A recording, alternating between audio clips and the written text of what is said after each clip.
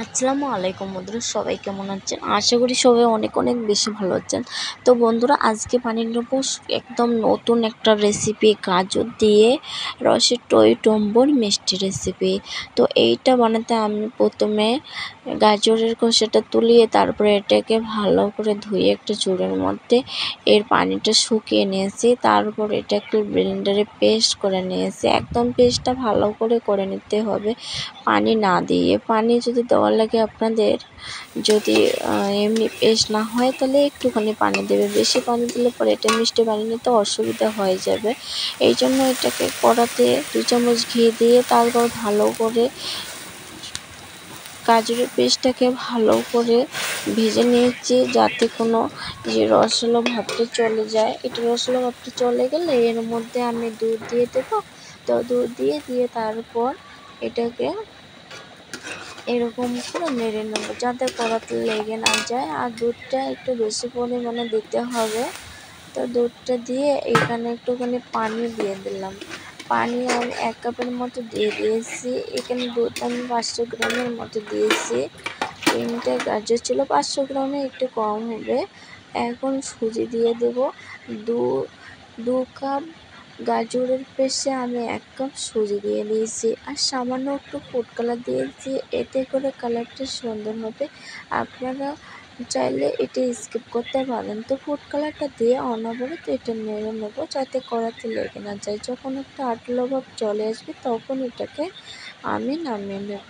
আর যে প্লেটের মধ্যে রাখবো ওই প্লেটে একটু সাদা তেল ব্রাশ করে নেব, বা ঘি দিয়ে নিলেও হয়ে যাবে, না হলে এখানে আটকাবে।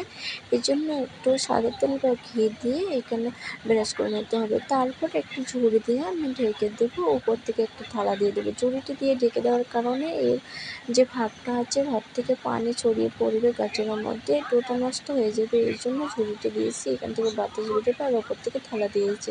তো আপনারা এরকম করে দেবেন। আর এখানে নিয়েছি আমি 1 কাপ যে প্যাকেটের যে শুকনো নারিকেলটা পাওয়া যায়, ওটাই 1 কাপ এর মধ্যে দিয়েছি। আর আধা কাপের মতো আমি দিয়েছি এখানে পাউডার দুধ। তো দিয়ে এখন আমি এখানে দুধ দিয়ে এটাকে মেখে নেব। তো ঠিক এরকম করে মেখে নিতে হবে। এখানে দুধ বেশি লাগে না, অল্প পরিমাণে দুধ হলে হয়ে যাবে। আমার এখানে আধা কাপের মতো কিন্তু দুধ লেগেছে। আর দেখে নিশ্চয়ই বুঝতে পারছেন এটাতে বেশি দুধ লাগে না। তো আমার এখন মেখে নেওয়া হয়ে গেছে। আমি এখন শিরা বানিয়ে নেব। এর জন্য কড়াতে পানি দিয়ে পানিটা গরম হয়ে গেলে এর মধ্যে আমি চিনি দিয়ে দেবো। প্রথমে আমি 1 কাপ চিনি দিয়েছি। এখানে 250 গ্রাম চিনির মতো ছিল, তো চিনিটা আমার কম হয়েছে, পরে আমি আরও চিনি দিয়েছি। তো এখানে চিনিটা দিয়ে তারপর 3-4টা এলাচ দিয়েছি, এতে করে খুবই সুন্দর একটা ফ্লেভার আসবে। এই জন্য আমি এই এলাচটা দিয়েছি। আর এটা আধা ঘন্টা রেখেছি। আধা ঘন্টার পর আমি হাতে একটুখানি ঘি দিয়ে তারপর আরও একটু মথে নেব। তো হাত দিয়ে ভালো করে মথে নিতে হবে। তো দেখে নিশ্চয়ই বুঝতে পারছেন আমি কীরকম করে মথে নিতেছি। ঠিক এরকম করে হাত দিয়ে মথে নেওয়ার পর এটা যখন ভালো একদম সফট হয়ে যাবে তখনই এটা মথে নেওয়া বাদ দিতে হবে। তো আমার এরকম করে মথে নেওয়ার পর আমি একটু পরে আমার এটা দেখতে পাচ্ছেন এটা আমার হয়ে গেছে। তো এখন হাতে একটুখানি ঘি বা সাদা তেল মেখে নিয়ে তারপর ওই যে সাদা যে গোলাটা বানিয়ে রেখেছি ওটা আমি গোল গোল শেপ দিয়ে নিলাম। এটা মিষ্টির ভেতরে ভরিয়ে দেবো, এই জন্য এটা আমি আগে থেকে রেডি করে নিলাম।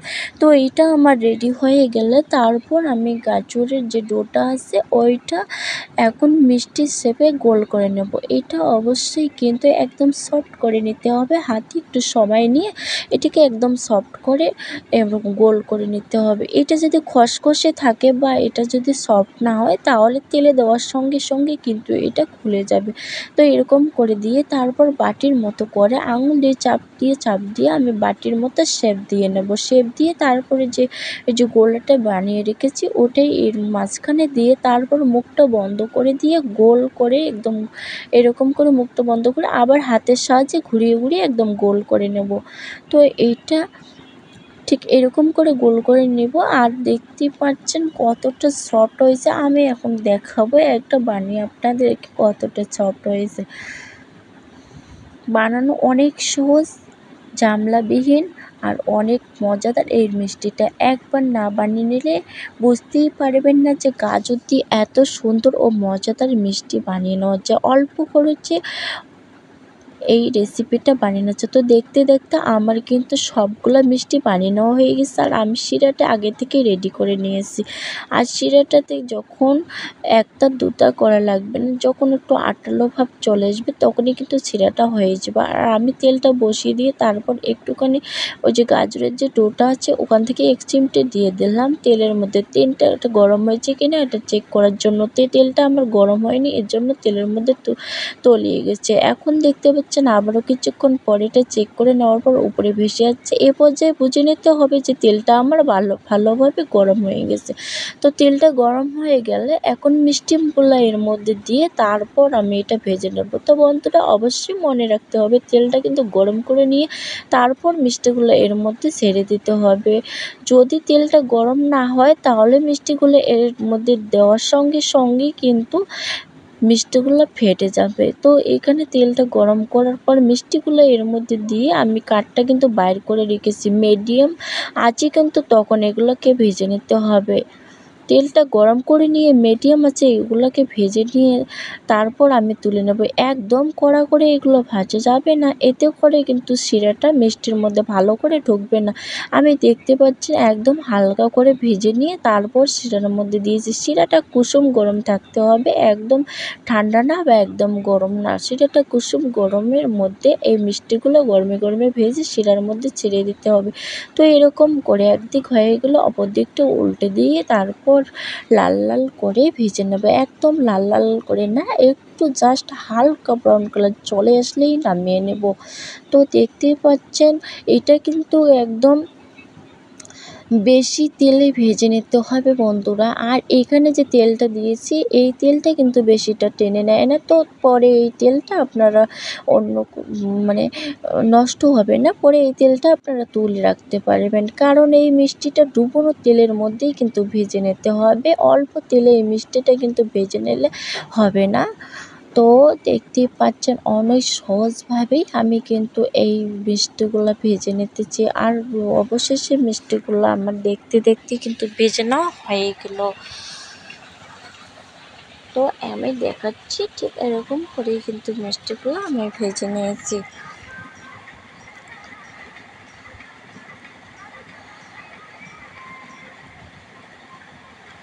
এখন সবগুলা মিষ্টিকে আমি এই শিরার মধ্যে ছেড়ে দিয়ে তারপর 1 থেকে 1.5 ঘন্টা আমি অপেক্ষা করব।